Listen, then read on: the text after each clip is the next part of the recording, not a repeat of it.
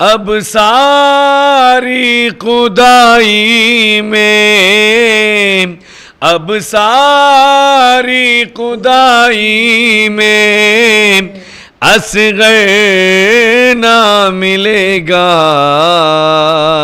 جھولا تو نظر آئے گا، اصغر نہ ملے گا، جھولا تو نظر آئے گا، اصغر نہ اب جھولا جھلانے کو ترس جائے گی باہیں،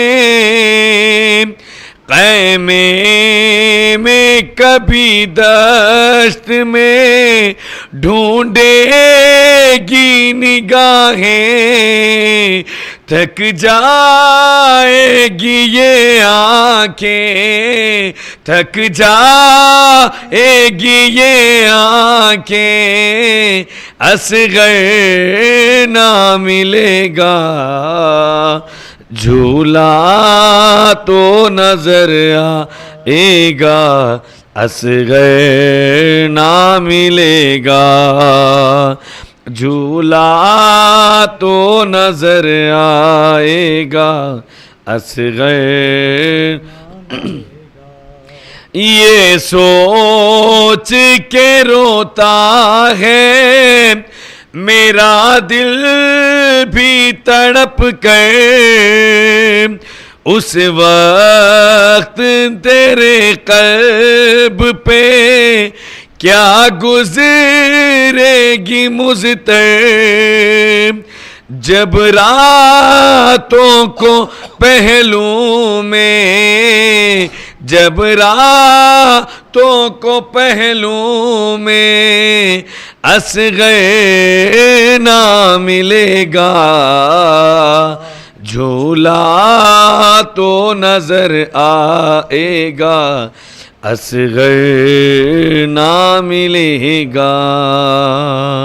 صلوات محمد و آل محمد، صلی علی محمد و آل محمد۔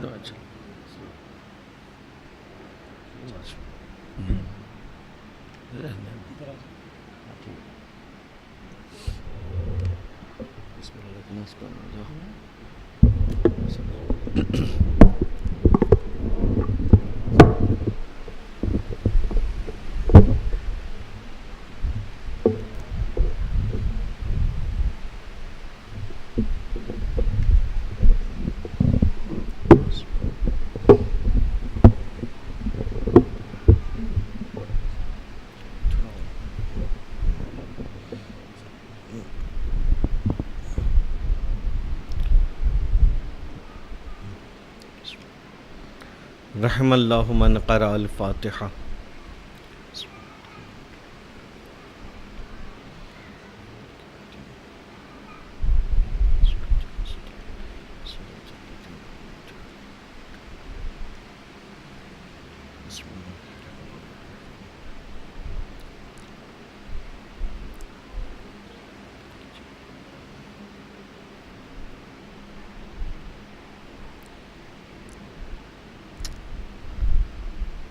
لا حول ولا قوة الا باللہ العلی العظیم۔ اعوذ باللہ من الشیطان الرجیم۔ بسم اللہ الرحمن الرحیم۔ الحمد للہ الذی خلق النور من النور وانزل النور على الطور وهو الذي ارسل رسوله بالهدى ودين الحق ليظهره على الدين كله ولو كره المشركون، ثم الصلاة والسلام على سيد الانبياء والمرسلين سیدنا و حبیبنا و طبیب قلوبنا و شفیع ذنوبنا مولانا و مولا الثقلین جد الحسن والحسین ابی القاسم محمد.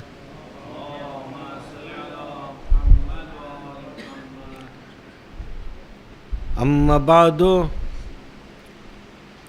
فقد قال رسول اللہ صلی اللہ علیہ وآلہ وسلم ان للحسین فی بواطن المؤمنین معرفۃ مکتومہ.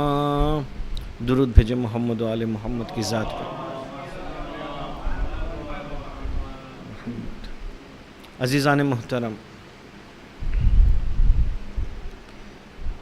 جس گفتگو کا آغاز ہم نے چاند رات سے کیا تھا، تقریباً یہ اس سلسلے کی آخری مجلس. جو سفر ہم نے چاند رات سے شروع کیا تھا وہ اپنے آخری منزل میں داخل ہو چکا. اب نہیں پتہ کہ کتنا ہم اس میں فرش عزا کا حق ادا کر پائے ہیں، کتنا ہم اپنی معرفت میں اضافہ کر پائے ہیں. پتہ نہیں مولا حسین کے لیے جو ہماری محبت ہے ہم اس میں کتنا اضافہ کر پائے. کوشش تو یہی تھی کہ باتیں کچھ ایسی پڑھی جائیں، کچھ ایسی کی جائیں کہ جو صرف تاریخ کا حصہ نہ رہیں بلکہ ہماری زندگی میں بھی کار فرما ہو، جس کا اثر ہمیں اپنی زندگی میں بھی دیکھنے کو ملے. معرفت امام حسین اور کربلا والوں کی معرفت کے حوالے سے گفتگو ہو رہی تھی. کربلا والوں کے شعار کو ہم ایک ایک کر کے جان رہے تھے، جو سلوگنز انہوں نے دیے. کل جہاں میں نے اپنی گفتگو کو ختم کیا تھا وہیں سے آغاز کرتا ہوں کہ کل جناب عباس علیہ الصلاۃ والسلام نے جو رجز میں فرمایا تھا کہ میں آخری لمحے تک اپنے دین کی حمایت کروں گا. جناب عباس جیسا کہ آپ سب جانتے ہیں کہ ائمہ نے ایک صفت جو جناب عباس علیہ الصلاۃ والسلام کی بیان کی ہے وہ کیا ہے کہ آپ نافذ البصیرہ تھے، آپ صاحب بصیرت تھے. اور جناب عباس میں یہ صفت شاید بدور اتم موجود ہو، لیکن کربلا کے جتنے بھی شہید تھے سب بابصیرت تھے، سب کے اندر بصیرت پائی جاتی تھی. میں ایک مثال دوں، اگر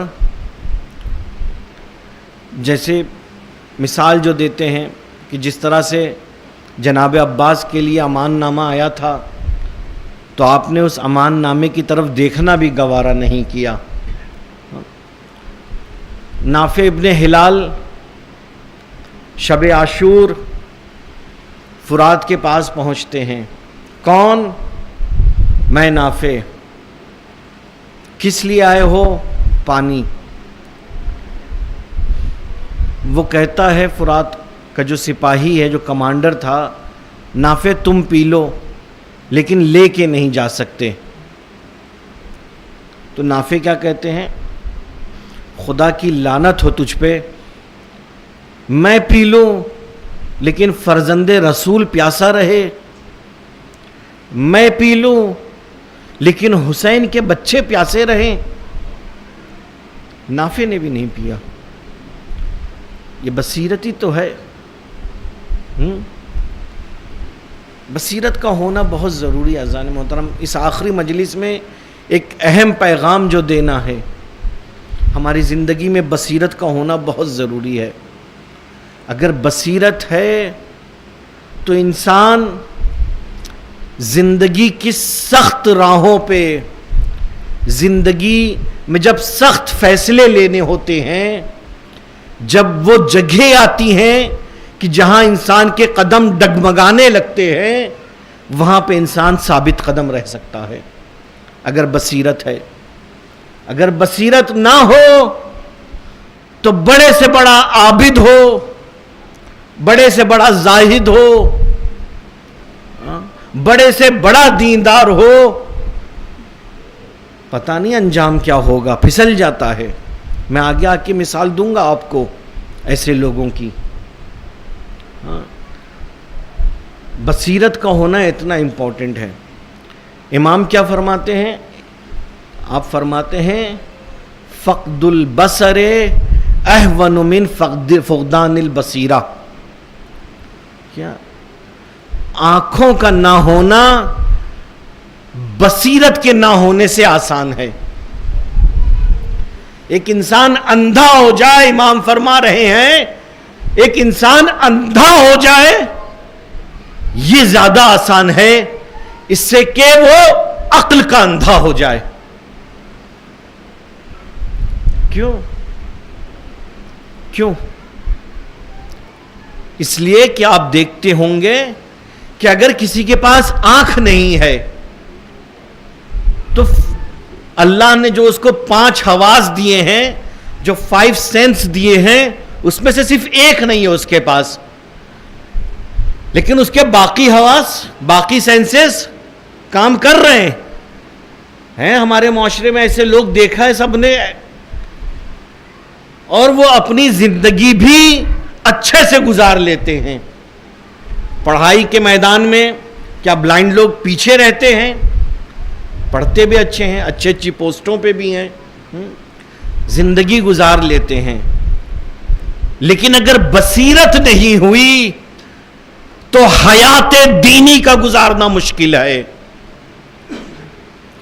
بصیرت دینی نہیں ہوئی، بصیرت نہ ہو تو انسان ایک لمحے کے لیے بھی حیات دینی نہیں گزار سکتا ہے۔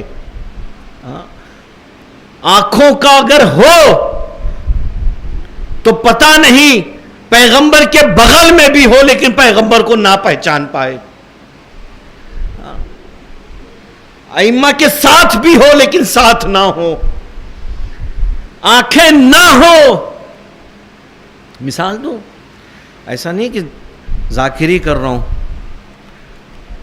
ابو بصیر ہیں، امام باقر کے ساتھ مسجد میں داخل ہوئے۔ ابو بصیر، مصلیوں کا بھیڑ، نمازیوں کی بھیڑ ہے، دروازے پہ ابو بصیر کھڑے ہیں امام باقر کے ساتھ۔ پتہ نہیں کیوں امام باقر نے آنکھ کھولنی تھی ہماری۔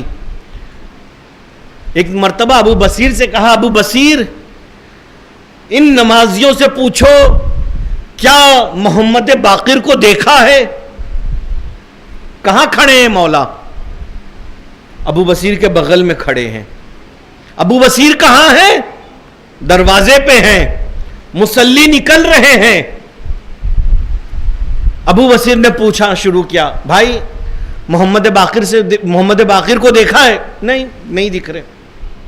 محمد باقر کو دیکھا ہے؟ نہیں، آج تو نہیں ملاقات ہوئی۔ محمد باقر کو دیکھا ہے؟ نہیں ملاقات ہوئی۔ کئی گزر گئے، اتنے میں ایک نابینا صحابی داخل ہوا۔ کون؟ ابو ہارون مکفوف۔ اب امام نے کہا ابو ہارون سے پوچھو، نابینا ہیں۔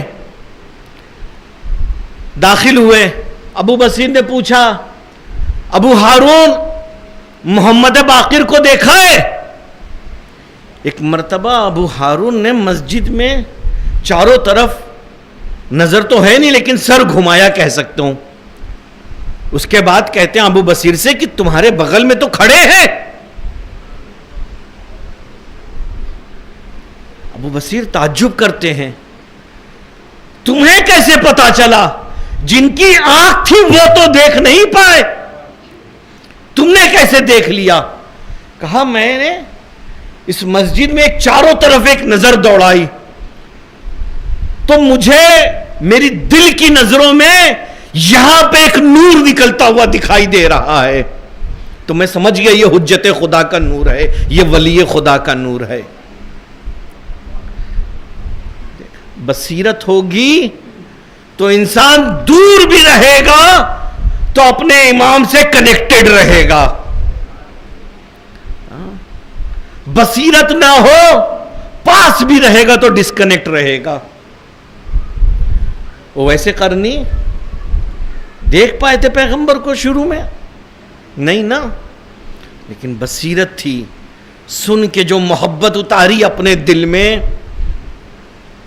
تو پیغمبر کیا کہتے ہیں؟ میں اویس کی خوشبو محسوس کرتا ہوں۔ بصیرت کا ہونا اتنا ضروری ہے عزیزان محترم۔ جناب رشید حجری کی بیٹی نقل فرماتی ہیں کہ میرے بابا بہت عبادت کرتے تھے، بہت زیادہ۔ میں رشید حجری کون؟ میں نے پچھلی گزشتہ مجلسوں میں بتایا کہ کتنا علی کا وہ صحابی جسے علی نے علم بلایا و منایا سکھایا تھا، بتایا تھا نا کس طرح سے حبیب میثم تمار اور رشید حجری کی گفتگو ہوا کرتی تھی، آئندہ کو ایک دوسرے کی خبر دیتے تھے، تمہارے ساتھ یہ ہوگا مبارک ہو، تمہارے ساتھ یہ ہوگا مبارک ہو تمہیں بھی۔ رشید حجری جنہوں نے علی کی محبت میں اپنے ہاتھ اور پاؤں کو کٹا دیا، خوب عبادت کر رہے ہیں۔ بیٹی نے کیا کہا؟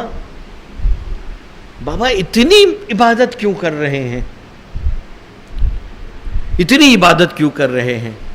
تو رشید حجری کہتے ہیں کہ بیٹا میں نے سنا ہے پیغمبر سے کہ آخری زمانے میں جو لوگ ہوں گے ان کی دینی بصیرت اتنی زیادہ ہوگی کہ اول والے زمانوں کی کئی سال کی عبادت ایک طرف، ان کے لمحوں کی بصیرت ایک طرف۔ پیغمبر آخری زمانے میں لوگوں نے پیغمبر سے پوچھا، اب آگئی بات تو بیان کر دوں، پیغمبر نے سلام کہا، اصحاب کا مجمع تھا، سلام ہو میرے آخری زمانے کے بھائیوں کے اوپر۔ لوگوں نے کہا پیغمبر یا رسول اللہ ہم آپ کے بھائی نہیں ہیں، ہم اتنی زحمت کر رہے ہیں آپ کے بھائی نہیں ہیں؟ کہا نہیں تم میرے صحابی ہو، میرے بھائی وہ لوگ ہیں۔ کیوں؟ پیغمبر نے کہا کیونکہ وہ تم مجھے دیکھ رہے ہو، تم مجھے دیکھ رہے ہو، تم آیتوں کا نزول دیکھ رہے ہو، تم معجزات دیکھ رہے ہو، لیکن تمہارے دل میں وہ بصیرت نہیں ہے، تمہارے دل میں وہ شک و شبہ آ جاتا ہے۔ لیکن وہ ہوں گے جو نہ مجھے دیکھیں گے نہ علی کو دیکھ پائیں گے، صرف سنا ہوگا، لیکن بصیرت اس طرح ان کے دل میں گھر کر جائے گی کہ اپنے دین پہ ثابت قدم رہیں گے۔ اسی لیے ضروری ہے بصیرت کا ہونا۔ اب بصیرت نہ ہوگی تو کیا ہوگا؟ بصیرت کرتی کیا ہے؟ بصیرت کا فائدہ کیا ہوتا ہے؟ سمجھے؟ سب سے پہلے جو آدم بصیر، جو بابصیرت انسان ہوتا ہے، اس کی کیا کوالٹی ہے؟ سب سے بڑی اور اہم خصوصیت جس کا ہماری زندگی میں جلوہ نما ہونا چاہیے، جس خصوصیت کو کہ جو صاحب بصیرت انسان ہوتا ہے وہ صرف ظاہر کو نہیں دیکھتا ہے، وہ صرف سطحی طور پہ نہیں دیکھتا ہے، وہ ڈیپ جاتا ہے۔ کوئی بھی بات، کوئی بھی واقعہ صرف ظاہر نہیں دیکھے گا جو بابصیرت انسان ہوگا، اس کے پیچھے ڈیپ میں جائے گا، پیچھے اس کے کون ہیں، مقصد کیا ہے، ہدف کیا ہے۔ بصیرت انسان کو سطحی نگر سے بچا لیتی ہے۔ انسان اب سطحی طور پہ صرف اوپر اوپر کی باتیں نہیں دیکھتا ہے۔ اس زمانے میں کتنا علی کو خون کے آنسو رلایا ہے ایسے لوگوں نے کہ جو صرف ظاہر دیکھا کر رہے تھے۔ کتنا جنگ صفین ہو چکی ہے، 6000 کا لشکر حروریہ نامی جگہ پہ مولا کے دشمن بن کے الگ ہو گئے ہیں۔ میں بتا رہا ہوں کتنا انسان ظاہر سوچ سکتا ہے. 6000 کا لشکر. ابن عباس نے کہا مولا جلدی نماز پڑھا دیجئے, میں ان سے گفتگو کرنے جانا چاہتا ہوں, جاؤں ان کو سمجھاؤں تھوڑا سا. مولا نے کہا کہ ابن عباس مجھے ڈر ہے کہیں تمہیں نقصان نہ پہنچائیں. ابن عباس نے کہا نہیں مولا, میں جاؤں گا انشاءاللہ بات کرتا ہوں ان سے, شاید کوئی راہ راست پہ آ جائے. ابن عباس پہنچے اس جگہ پہ, ایک گھر میں یہ سب جمع ہیں. ابن عباس کو دیکھا اور عباس کے بیٹے خوش آمدید کھانا کھا رہے تھے, آؤ بیٹھو کھانا کھاؤ. ابن عباس نے منع کیا, نہیں کھانا وانا نہیں کھانا ہے, کچھ گفتگو کرنا ہے. کچھ لوگ ان میں سے آگے بڑھ کر آئے, ہاں عباس بولو کیا ہوا. ابن عباس بتاؤ کیا بات ہے. ابن عباس کہتے ہیں میں دیکھ رہا ہوں کہ تم ایسوں کو چھوڑ کے آئے ہو کہ جو پیغمبر کے صحابی ہیں, تم ان لوگوں کو چھوڑ کے آ گئے کہ جس میں پیغمبر کے صحابہ موجود ہیں, جس میں پیغمبر کا داماد موجود ہے, اس کو چھوڑ کے تم لوگ آ گئے ہو. کیوں؟ کیا وجہ ہے, کیا دلیل ہے؟ اب دلیلیں سنیے. جو دلیل دی انہوں نے, میں بتایا نا کہ اگر بصیرت نہ ہو تو انسان صرف ظاہر کو دیکھتا ہے, صرف ظاہر کو دیکھتا ہے. اس نے کہا 3 وجہ ہیں ہماری. ابن عباس 3 وجہ ہیں کہ جس کی وجہ سے ہم نے علی کو چھوڑ دیا, علی کو کافر سمجھتے ہیں الیاذ باللہ. پہلی کیا وجہ ہے کہ علی نے خدا کے علاوہ کسی اور کو حکم تسلیم کر لیا. اب وہ سارا ماجرا آپ کے ذہن میں, کل بھی میں نے ایک اشارتاً جس کی طرف اشارہ کیا تھا کل. قرآن کا حکم کیا ہے؟ لا حکم الا للہ. حکم فیصلہ اگر کوئی ہوگا تو کس کا ہوگا؟ اللہ کا. علی نے اللہ کے علاوہ ایک غیر معصوم, ایک عام انسان کو بے عنوان حکم قبول کر لیا. یہ اچھا. دوسری بات, علی جب ناقصین سے لڑے, اصحاب جمل سے لڑے, تو انہوں نے اسیر نہیں بنایا.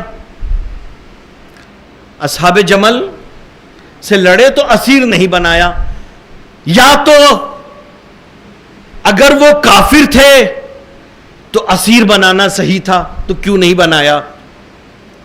اور اگر وہ مومن تھے تو علی کا لڑنا صحیح نہیں تھا, تو کیوں لڑے؟ دیکھ رہے ہیں یہ 2. تیسرا میرا اشکال, ہمارا اشکال یہ ہے کہ علی نے جو حکم اور جو صلح ہوئی تو اس میں خود اپنے آپ سے امیر المومنین کٹوا دیا. تو اگر یہ امیر المومنین نہیں ہے تو کیا الیاذ باللہ امیر الکافرین ہے؟ صرف بظاہر سادہ, لیکن کس طرح سے ذہنوں کو مشوش کر رکھا ہے. اس 3 سوال. ابن عباس کہتے ہیں اگر میں ان 3 سوالوں کا قرآن سے تمہیں جواب دوں, اس طریقے سے جواب دوں کہ تم قانع ہو جاؤ, تو کیا توبہ کرو گے؟ وہ لوگ کہتے ہیں ہاں بالکل. اب ابن عباس کہتے ہیں کہ ٹھیک, تمہارا پہلا سوال کیا کہ علی نے حکم اللہ کے علاوہ قبول کر لیا. سورہ مائدہ آتی ہے, سورہ مائدہ کی آیت نمبر 95 پڑھو. کیا ہے اس میں؟ آیت نمبر 95, یا ایھا الذین آمنوا لا تقتلوا الصید وانتم حرم. اے وہ لوگ کی جو ایمان لے آئے حالت احرام میں. آپ میں سے جو اللہ نے جن کو نوازا, جن کو توفیق دی, وہ حج پہ گئے ہوں گے نا. جو نہیں جا سکے اللہ ان کو انشاءاللہ حج نصیب کرے. حالت احرام میں شکار ممنوع ہے نا, حرام ہے حالت احرام میں شکار کرنا, اس آیت کی بنیاد پہ ہے. لا تقتلوا الصید وانتم حرم، حالت احرام میں ومن قتلہ منکم، لیکن اگر تم میں سے کسی نے قتل کر دیا، کوئی شکار کر لیا، کسی کبوتر کو مار دیا، تو کیا کرے؟ فجزاء مثل ما قتل من النعم، تو اس کی جزا، اس کی سزا یہ ہے کہ جتنا بڑا اس نے شکار کیا اسی کے مثل کوئی جزا، کوئی سزا اس کو ملنی چاہیے۔ وَيَحْكُمُ بِهِ ذَوَا عَدْلٍ، اور اس کا فیصلہ کون کرے گا؟ تم ہی میں سے دو عادل۔ یہ بتاؤ، یہ جو دو عادل ہیں یہ خدا ہیں یا خدا کے علاوہ ہیں؟ خدا ہیں یا خدا کے علاوہ ہے؟ کہا خدا کے علاوہ ہے۔ یہاں پہ خدا خود حکم دے رہا ہے کہ اب یہ دو جو غیر خدا ہیں اگر وہ حکم دے دیں تو تسلیم کر لینا۔ یہ بتاؤ، کسی کبوتر کے خون کے جو فیصلہ ہو وہ زیادہ امپورٹنٹ ہے یا مسلمانوں کی جان کے تحفظ کے لیے جو صلح کی گئی وہ زیادہ امپورٹنٹ تھا؟ دوسری آیت سن لو، وَإِنْ خِفْتُمْ شِقَاقَ بَيْنِهِمَا، اگر میاں بیوی میں ڈسپیوٹ ہو جائے، بحث نہیں کسی بھی طرح سے بن رہی ہے، ہاں نہیں، دونوں کسی بھی طرح سے راضی نہیں ہو رہے ہیں، کوئی جھکنے کو تیار نہیں ہے، قرآن کا کیا حکم ہے؟ فَبْعَثُوا حَكَمًا مِنْ أَهْلِهِ، تو اپنے ہی گھر والوں میں سے کسی کو بے عنوان حکم بنا دو۔ ہاں، وَحَكَمًا مِنْ أَهْلِهَا، ایک لڑکے والوں کی طرف سے حکم بنو، ایک لڑکی والوں کی طرف سے حکم بنو۔ کون حکم بن رہا ہے یہاں پہ؟ خدا یا غیر خدا؟ یہ بتاؤ، ایک گھر کا مسئلہ حل کرنا زیادہ امپورٹنٹ ہے کہ ایک امت کو قتل و غارت گری سے بچانا امپورٹنٹ ہے؟ کیا زیادہ ویلیو رکھتا ہے؟ اس نے کہا امت کو قتل و غارت گری سے بچانا۔ پھر علی پہ اعتراض ہے کہ علی نے حکم قبول کر لیا۔ یہ پہلا شبہ تھا ان کا۔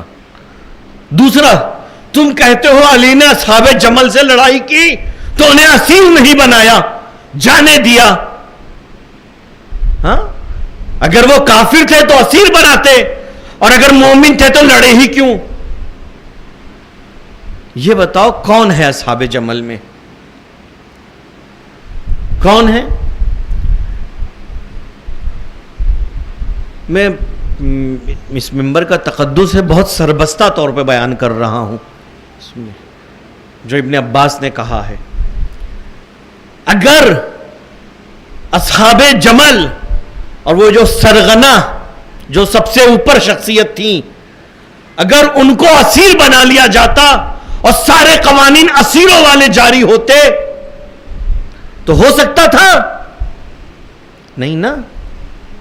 کیوں؟ کیونکہ تمہاری ماں ہے۔ ہاں، اس کا تو انکار بھی نہیں کر سکتے ہو، قرآن میں ہے کہ جو ازواج نبی ہیں وہ تمہاری ماں ہیں۔ تو ایک ایسی سچویشن میں جو کیا کر سکتا ہے انسان؟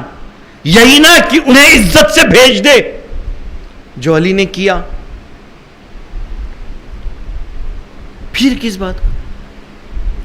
اور جو تیسرا تمہارا اعتراض ہے کہ علی نے اپنا نام خود کٹوا دیا امیر المومنین، تو یہ بتاؤ جب صلح حدیبیہ ہوئی تھی اور امام رسول اللہ نے کہا یا علی لکھو کہ یہ محمد رسول اللہ کی جانب سے ان مواد اور ان بندوں پہ ان شروط پہ محمد رسول اللہ صلح کو قبول کرتا ہے، تو مشرکین نے کیا کہا؟ لڑائی ہی اسی بات پہ ہے کہ آپ رسول اللہ ہیں کہ نہیں۔ اگر آپ نے لکھ دیا اور ہم مان لے تو پھر لڑائی کس بات کی ہے؟ یہ کاٹیے۔ رسول نے کیا کہا؟ علی کاٹ دو، لیکن ایک جملہ کہا، پروردگار تو جانتا ہے کہ میں تیرا رسول ہوں، لیکن اب علی اس طرح لکھو محمد ابن عبداللہ یہ سن کے شرطوں پہ امضا کرتا ہے، سائن کرتا ہے. یہ بتاؤ نام کاٹ دینے سے کیا نبوت کٹ جاتی ہے؟ نام کاٹ دینے سے کیا نبوت پیغمبر کی ختم ہو گئی؟ اگر علی نے اس معاہدے پہ امیر المومنین کاٹ دیا تو کیا علی کی ولایت ختم ہو گئی تھی؟ کیا وہ بیعت جو علی کی تم نے کی تھی وہ ٹوٹ گئی؟ نہیں نا. کتنا سادہ جواب دیا ابن عباس نے. حکم 2 آیتیں ایک دم سامنے سامنے کی. اسیروں کا مسئلہ اماں ہے تمہاری، ایک دم سامنے کی آیت. ساتھی سوچ رہے تھے، ساتھی ابتدائی طور پہ جیسے ہی ہوا، ہاں یہ تو ایسا ہے، بالکل صحیح. ہم اپنے عام بول چال میں تو یہ بولتے ہیں نا، کوئی کچھ بھی کہہ دے، فلانی نے ایسا کہا، ارے صحیح میں. اب اسی کے اوپر پورا ڈسکشن، اس سے پوچھا بھی نہیں کہ ہے بھی کہ نہیں ایسا. جو سن لیا اسی پہ بھروسہ کر لیا، اسی کے اوپر سے نظریات دے دیے، اسی کے اوپر سے رائے قائم کر لی، سامنے والے سے پوچھا تک نہیں. ساتھی سوچتے ہیں، لیکن جو بابصیرت ہوتا ہے وہ ساتھی نہیں سوچتا ہے. جب بھی کوئی بات سنتا ہے تو اس کی جڑ تک جانے کو جانا چاہتا ہے. جانتے ہیں ابن عباس کے اس 3 جواب کا نتیجہ کیا ہوا؟ 2000 لوگوں نے توبہ کر کے مولا کے پاس واپس پلٹ آئے. 2000 لوگ. ابن عباس ایک معمولی جواب سے 2000 لوگوں کو واپس لے. کل کی مجلس میں نے کہا تھا کہ اگر نصرت دین کرنا چاہتے ہیں تو وہ شبہات جو جوانوں کے ذہن میں ہیں اس کا جواب دیں. بہت سے لوگ ہیں جی بیسک چیزیں نہیں پتا ہیں، اگر آپ جواب دیں گے تو واپس آ جائیں گے. آپ جواب دیں گے. آج کا جو زمانہ جہاں دین کو بے عنوان بیکورڈ سمجھا جا رہا ہے، کوئی دیندار ہو تو اس کو بیکورڈ سمجھا جاتا ہے. ماڈرن ہونے کی علامت یہ ہے کہ دین سے جتنا دور ہو وہ اتنا ماڈرن ہے. اس کو چونکہ بیسک چیزیں نہیں پتا ہے دین کے بارے میں، اگر آپ بتائیں ہو سکتا ہے وہ پلٹ آئے.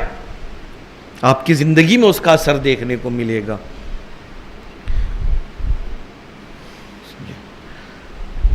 دوسری مثال تو اسی جنگ صفین سے. بابصیرت انسان کیسا ہوتا ہے اور بے بصیرت کیسے لوگ ہوتے ہیں جن کی وجہ سے وقت کا امام آنسو بہاتا ہے. عمار یاسر کون ہے؟ تاریخ اسلام کی ایک نمایاں شخصیت.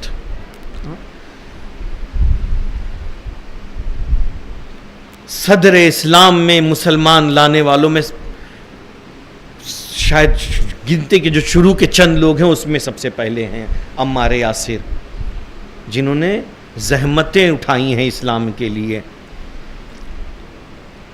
کسی نے کہا پیغمبر سے کہ عمار نے آپ کو جب بہت شکنجہ دیا گیا مشرکین مکہ کی جانب سے اور آپ کی والدہ کو شہید کر دیا گیا اور عمار سے ناقابل برداشت درد ہو گیا، تو عمار نے بظاہر پیغمبر سے اعلان برات کر دیا. لوگ آئے پیغمبر کے پاس، یہ عمار کے بڑے گن گا رہے تھے، آپ دیکھا کیا آپ کو چھوڑ دیا؟ پیغمبر نے کیا کہا؟ مان ہی نہیں سکتا. ایمان عمار کی گوشت اور پوست میں رچ بس گیا ہے، مان ہی نہیں سکتا میں. عمار آئے، چونکہ اعلان برات کر دیا، مشرکین نے چھوڑ دیا، مشرکین کو لگا ہو گیا، عمار واپس پلٹ گئے. عمار آئے روتے ہوئے، پیغمبر نے اپنے ہاتھوں سے عمار کے آنسو پوچھے اور ایک جملہ کہا، عمار اگر دوبارہ کبھی ایسی مصیبت میں پھنسنا پھر اعلان برات کر دینا. پیغمبر بس بابصیرت ہیں، ظاہری لوگوں کی چیمی گوئیاں نہیں سن رہے ہیں، دل کے حال سے واقف ہیں. ظاہر پہ سطحی طور پہ نہیں دیکھ رہے ہیں عمار نے ابھی کیا کر دیا ہے، حقیقت کو جان رہے ہیں، حقیقت تک پہنچ رہے ہیں. یہ عمار جن کے لیے مولا علی نے کہا آئینہ آئینہ عمار، کہاں ہے عمار؟ ہاں، یہ عمار ایک ایسی ذات ہے کہ جنہوں نے اپنی زندگی میں بھی اسلام کو فائدہ پہنچایا اور اپنے مرنے کے بعد بھی اسلام کو فائدہ پہنچایا. تاریخ میں ایسی کوئی دوسری مثال نہیں ملتی ہے صحابہ کے درمیان، علی کے چاہنے والوں میں بھی، جس کی موت بھی علی کو فائدہ پہنچا رہی تھی. جس کی موت کیسے؟ پیغمبر نے کیا کہا تھا؟ مسجد بنا رہے تھے، بڑھ چڑھ کر عمار کام کر رہے تھے، بڑھ چڑھ کر. مسجد سب سے پہلی جو مسجد قباء بنائی گئی، بڑھ چڑھ کر عمار کام کر رہے تھے. تو کچھ لوگ ہوتے ہیں نا، ہمارے یہاں بھی، ہمارے سماج میں بھی مل جائیں گے، جب ان کو لگتا ہے کہ یہ کچھ کام کر رہے ہیں تو وہ سوچتے ہیں کہ ہم چالاک ہیں، اپنا کام بھی انہی کو ڈال دیتے ہیں اور سوچتے ہیں ہم چالاکی کر دیے، ہاں اپنا کام بھی انہی پہ ٹال دیا. ان کو ایسا لگتا ہے کہ ہم چالاک ہیں، ہم نے جو ہے وہ شان پتی دکھا دی. اس زمانے میں بھی ایسے کچھ لوگوں نے، عمار حد سے زیادہ پتھر اٹھا رہے تھے تو اپنے حصے کی بھی پتھر عمار کے حوالے کر دیا. ایک بار، دو بار، کئی بار اگر ایسا ہوا، جب کئی بار ایسا ہوا تو عمار نے پیغمبر سے کہا کہ یہ لوگ اپنا کام بھی مجھ سے کروا رہے ہیں، مجھے ڈر ہے کہیں میں ہلاک نہ ہو جاؤں یا رسول اللہ. تو پیغمبر نے کہا تھا کہ عمار تم راہ علی میں شہید ہوگے اور تم کو ایک باغی فرقہ قتل کرے گا. ایسے تم نہیں ہو عمار، خدمت کرتے ہوئے تمہیں کچھ نہیں ہوگا، تم کو ایک باغی فرقہ قتل کرے گا. یہ حدیث پیغمبر نے مسجد میں سب کے سامنے پڑھی. یہ حدیث لوگوں کے منہ ایک سے دوسرے، دوسرے سے تیسرے، پورے مدینے میں پھیل گئی، پورے مدینے میں پھیل گئی. اب سب یہ جانتے ہیں عمار کو ایک باغی فرقہ قتل کرے گا جو ناحق پر ہوگا. اب عمار دلیل بن گئے کسی کے حق پر ہونے یا نہ ہونے کی. عمار اگر ہے اس طرف تو گویا یہ حق پر ہے، عمار اگر اس کے مخالف ہے تو گویا وہ ناحق ہے. جنگ صفین ہوئی، بہت تیزی سے جنگ صفین ہوئی. جنگ صفین میں عمار کا قتل ہوا. اب اس ایک پورا مناظرہ، اگر آپ وقت ہو واقعا، اگر عزیزان محترم کہیں تھوڑا سا بھی وقت ملے، جنگ صفین کو پڑھیے. جنگ صفین میں کس طرح سے عمار نے اپنا رول ادا کیا ہے، کس طریقے سے عمریاس اور معاویہ نے سپاہ شام کو یہ یقین دلا دیا تھا کہ عمار ہے ہی نہیں علی کی فوج میں، عمار ہے ہی نہیں علی کی فوج میں. عمار کا قتل ہو گیا سپاہ شام سے. اب قتل ہوا تو فوج میں کھلبلی مچ گئی. اب سب کو یاد آئی پیغمبر کی وہ حدیث کہ ایک باغی فرقہ جو ناحق ہوگا وہ عمار کو قتل کرے گا. اب آ گئے دوڑے دوڑے امیر شام کے خیمے میں. یہ کیا کر دیا؟ اس کا مطلب ہم ناحق ہیں، پیغمبر نے پہلے ہی کہا تھا. یہ کیا کروا دیا ہم سے؟ اب معاویہ نے عمریاس کو بلایا، بچاؤ اس مصیبت کی گھڑی میں. اس نے کیا کہا؟ اس نے کہا عمار شہید ہوئے، قتل ہوئے ہیں، لیکن پتا ہے قاتل عمار کا کون ہے؟ قاتل عمار کے علی ہیں. علی نے قتل کیا ہے عمار کو. سنا؟ سب نے یقین کر لیا، ہاں ہاں علی نے قتل کیا ہے، ایک دم ظاہر. دلیل کیا ہے؟ دلیل یہ ہے کہ علی سبب ہوئے کہ عمار جنگ میں آئے. اگر علی نہ لاتے تو عمار قتل نہ ہوتے، تو علی کی وجہ سے قتل ہوئے ہیں عمار. اس کا مطلب ہے علی ناحق ہے، ہم حق پر ہیں. دیکھا کتنا بڑا مغالطہ، اور لوگوں نے یقین کر لیا. لیکن پروردگار حق کو اس طرح چھپنے نہیں دے گا. کون بیٹھا تھا وہاں پہ؟ عبد الرحمن ابن عاص، اسی عمرو عاص کا بیٹا. دو بیٹے ہیں، ایک بالکل اپنے باپ کی کاپی، ایک تھوڑا بہتر. تھوڑا بہتر اس لیے کہہ رہا ہوں کہ وہ نیوٹرل تھے اس زمانے میں. وہ کہہ رہے تھے کہ میں باپ کی اطاعت کی وجہ سے شام آیا ہوں، باپ کا حکم ماننا فرض ہے اس لیے شام آیا ہوں، لیکن میں علی کے خلاف لڑوں گا نہیں، اس لیے میں نے کہا تھوڑا بہتر. جب عمرو عاص نے یہ بولا تو اس کا بیٹا عبد الرحمن جو بیٹھا تھا اس نے کہا اگر یہ بات صحیح ہے تو یہ بتاؤ حمزہ کا قتل کس نے کیا جنگ احد میں؟ پیغمبر نے. اگر یہ دلیل مان لی جائے تو حمزہ کو تو پیغمبر لے کر آئے تھے احد میں، تو مشرکین نے تو نہیں مارا، یعنی پیغمبر نے. جانتے ہیں فَبُهِتَ الَّذِي كَفَرَ. چپ. معاویہ کہتا ہے عمرو عاص سے اپنے اس بیٹے کو چپ کرا لو، اب یہ ساری جو ہے لٹیا ڈبو دے گا، سارا کرے کرائے پہ پانی پھیر دے گا. یہ ساتھی، اگر ساتھی سوچیں گے تو اس طرح سے کوئی بھی ورغلا لے جائے گا. کوئی بات سنیں اس کی، جو بابصیرت انسان ہوتا ہے اس کی جڑ تک جاتا ہے، اس کے پیچھے جو پیغام چھپا ہے اسے سمجھنے کی کوشش کرتا ہے. عبداللہ ابن عباس جب یہ آیہ اکمال نازل ہوئی الیوم اکملت لکم دینکم، عام مسلمان کا ریئیکشن کیا ہوا؟ مسلمان کیا کرتے جب یہ آیت آخری نازل ہوئی الیوم اکملت لکم، واقع غدیر کے بعد کیا ہوا؟ مسلمان خوشیاں منانے لگے. آپ ہوتے تو کیا کرتے؟ دین کامل ہو گیا ہے، بظاہر خوشیاں ہی مناتے نا سب، دین کامل ہو گیا ہے. ابن عباس رونے لگے تھے، ابن عباس رونے لگے الیوم اکملت لکم کی آیت سن کے. لوگوں نے پوچھا ابن عباس رونے کا مقام ہے؟ دین مکمل ہو گیا ہمارا، ہنسنے کی جگہ ہے، خوش ہونے کی جگہ ہے. ابن عباس نے کہا تم صرف ظاہر دیکھ رہے ہو، اس کا مطلب جانتے ہو کیا ہوا ہے؟ اس کا مطلب ہے کہ پیغمبر کی ذمہ داری ختم ہو گئی، اب پیغمبر ہمارے درمیان سے جانے والے ہیں. ابن عباس اس آیت کے پیچھے جو ایک ظاہر پیغام تھا اس کے بعد کو سمجھ رہے تھے کہ اب اس کے بعد کیا ہونے والا ہے.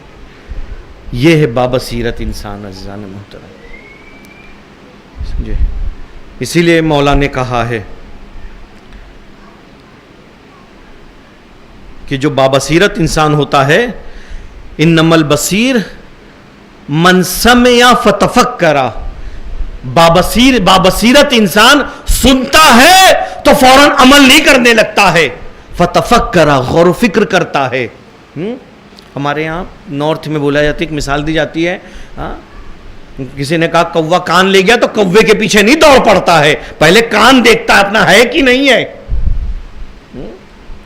من سمع فتفکر، سنتا ہے تو پہلے غور و فکر کرتا ہے. وَنَظَرَ فَأَبْصَرَ، اور جب دیکھتا ہے تو عبرت کی نگاہ سے دیکھتا ہے، بصیرت کی نگاہ سے دیکھتا ہے، صرف ظاہر نہیں دیکھتا ہے.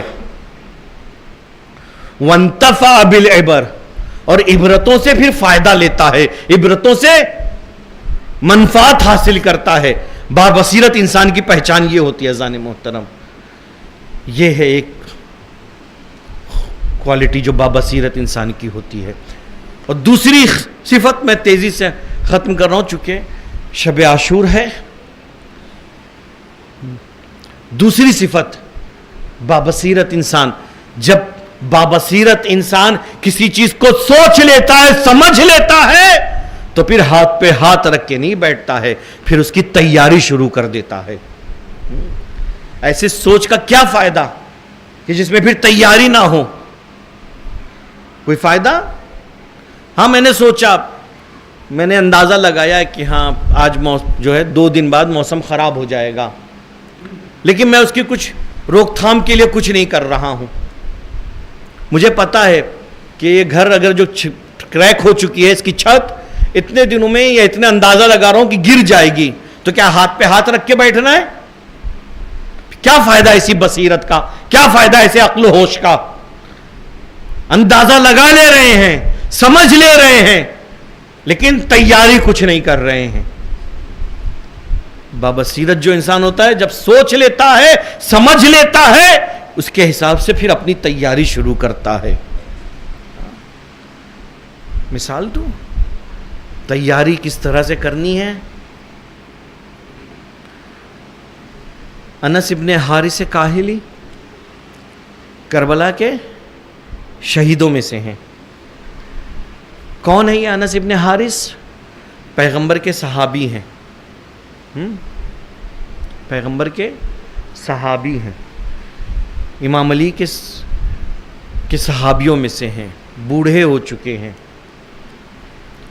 ابن سعد طبقات الکبریٰ میں لکھتے ہیں کہ واقعہ کربلا سے بہت پہلے, یہ ابن حیثم سے روایت کرتے ہوئے, ابن حیثم کہتے ہیں کہ میں واقعہ کربلا سے بہت پہلے کی بات ہے, میں گزر رہا تھا, کربلا سے میرا گزر ہوا تو دیکھا صحرا ہے, ایک خیمہ ہے, اس میں کون رہ رہا ہے؟ انس. کوفے میں صحابی رسول ہیں, کوفے میں رہتے تھے, کوفہ چھوڑ کے چلے آئے کہاں؟ صحرا میں رہنے کے لیے. میں نے پوچھا انس سے, یہاں پہ, یہاں اس صحرا میں, ہاں نہ پانی کی وہ ہے, دھوپ, کوفہ چھوڑ کے آ گئے ہو, مدینہ شہر رسول چھوڑ دیا, کس لیے, کیا وجہ ہے؟ تو انس کیا کہتے ہیں, میں نے پیغمبر سے ایک حدیث سنی ہے کہ میرے بیٹے حسین کو اس سرزمین پہ قتل کیا جائے گا, اور جو اس زمانے میں موجود ہو اس پر واجب اور ضروری ہے کہ حسین کی مدد کریں. میں بوڑھا ہو چکا ہوں, مجھے یہ خوف تھا کہ میں وقت پہ نکل پاؤں نہ نکل پاؤں, اس لیے ابھی سے آ کے بیٹھ گیا ہوں کہ جب حسین آئے تو میں حسین کے لشکر میں شامل ہو جاؤں. ہے ہماری تیاری ایسی اپنے وقت کے امام کے لیے؟ کیا ہے, مولا آئیں گے سب صحیح کر دیں گے, ہم بیٹھے ہیں ہاتھ پہ ہاتھ رکھ کے, مولا آئیں گے سب صحیح کر دیں گے, دنیا کو مولا ظلم سسٹم سے نجات دلائیں گے, ہم ہاتھ پہ ہاتھ رکھ کے بیٹھے ہوئے ہیں. کچھ کر رہے ہیں تیاری؟ انس عیش و آرام چھوڑ کے, شہر کی زندگی چھوڑ کے, کوفے میں اپنا گھر بار چھوڑ کے, 90 سال کی عمر میں صحرا میں آ کے زندگی گزار رہے ہیں. کس لیے؟ تاکہ ناصر حسین بن سکیں. اللہ اکبر. بصیرت ہو تو اس عمل کرنا پڑے گا. دوسری مثال دوں آپ کو, نافع ابن ہلال, شب عاشور, چراغوں کو مولا نے گل کر دیا, سب نے اعلان وفاداری کر دی. مولا رات کی تاریکی میں مقتل کی جانب چلے. مصائب میں آپ سنتے رہے ہوں گے, مجھے ابھی مصائب نہیں پڑھنا ہے. مقتل کی جانب چلے, کچھ دور چلے, پیچھے آہٹ محسوس ہوئی. کون؟ مولا میں نافع. کیوں آئے ہو نافع؟ مولا مجھے خدشہ ہوا یہ دشمن کہیں آپ کو نقصان نہ پہنچا دیں, آپ پہ رات کی تاریکی میں حملہ نہ کر دے, اس لیے آپ کے پیچھے پیچھے. اچھا آ گئے ہو تو چلو. اب چلے لے کے مولا نافع کو, نافع کو لے کے چلے مولا. چلو نافع تمہیں مقتل بتائیں کہاں ہے مقتل. جب انسان کسی نئے شہر میں آتا, میں پچھلے سال نئے یہاں آیا تھا پہلی بار, تو مجھے بھی ویسے گھمایا گیا کہ یہ دیکھیں یہ عاشور خانہ ہے, یہ عاشور خانہ ہے, یہاں پہ یہ ہے, وہاں پہ وہ ہوتا ہے. اب مولا نافع کو لے کے گئے مقتل.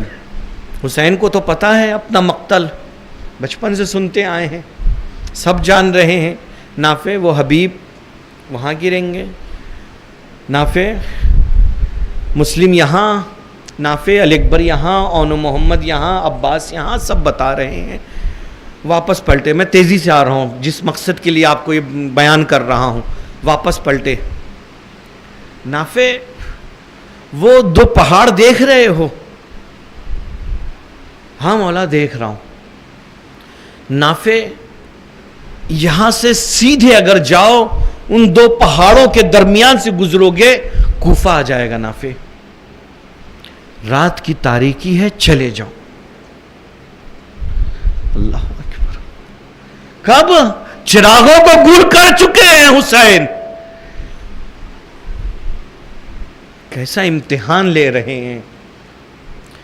نافع چلے جاؤ، یہ صرف میرے خون کے پیاسے ہیں، انہیں تم سے کوئی سروکار نہیں ہے، چلے جاؤ. نافع کیا کہتے ہیں؟ قدم مقتل کا جملہ ہے. نافع قدموں پہ گر گئے، قدموں کا بوسہ لینے لگے. اس کے بعد جانتے کیا کہا؟ مولا ان السیف بألف وفرس مثلہ. مولا یہ تلوار دیکھ رہے ہیں؟ یہ تلوار 1000 درہم کی خرید کے لایا ہوں. یہ گھوڑا یہ مولا آپ کی نصرت کے لیے خرید کے لایا ہوں. یہ تلوار میں نے پرانی والی نہیں اٹھا لی گھر سے. مولا آپ کے دشمنوں پہ کاری ضرب لگانی ہے، ایک دم نئی تلوار لے کے آؤ 1000 درہم کی، جس کی دھار تیز ہو، تاکہ زیادہ سے زیادہ آپ کے دشمنوں کو واصل جہنم کر سکوں. نافع تیاری سے آئے ہیں مولا کی نصرت کے لیے. ہم تیار ہیں، اپنا پیسہ خرچ کر کے نافع آئے ہیں کربلا میں نصرت حسین کے لیے. ہم خود اپنے گریبان کا جائے، اپنے گریبان میں جھانکے خود اپنے کو طے کرے اذان محترم. اور یہ عاشور کی مجلس، شب عاشور کی مجلس ہی اسی لیے ہے